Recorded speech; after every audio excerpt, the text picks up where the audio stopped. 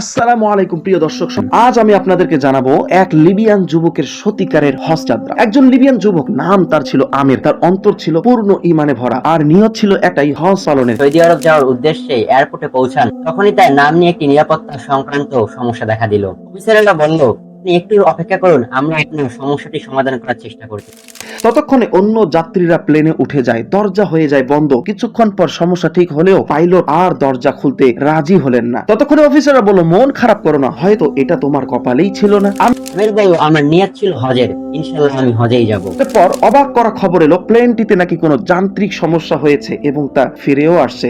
মেরামতের কাজ শেষ হওয়া যাওয়ার পর আবারও পাইলট আমেরকে না নিয়ে সঙ্গে আবার রওনা হলেন। ততক্ষণে অফিসার আবার বললেন, হয়তো তোমার ভাগ্যেই নেই, যার কারণে এরকম হচ্ছে। আমির বললেন, আমার নিয়ত আছে হজের, ইনশাল্লাহ আমি ঠিকই যাব। আবার দ্বিতীয়বারের মতো প্লেন ফিরে আসলো। পাইলট নিজেই বলল, যতক্ষণ না পর্যন্ত আমির প্লেনে উঠছে আমি ততক্ষণ পর্যন্ত আকাশে প্লেন উড়াবো না। এরপর আমিনে প্লেনে উঠলেন। তার আনন্দ তার চোখের দীপ্তি ভাষায় প্রকাশ করা যায় না। আল্লাহ তাআলার একটি গুণবাচক নাম আছে, যে নামটার নাম হচ্ছে আল কহ্হার। অর্থ, তিনি কারণগুলোকে পরাস্ত করেন। তিনি নিয়ম ভেঙে দিতে পারেন শুধুমাত্র আপনাকে সন্তুষ্ট করার জন্য।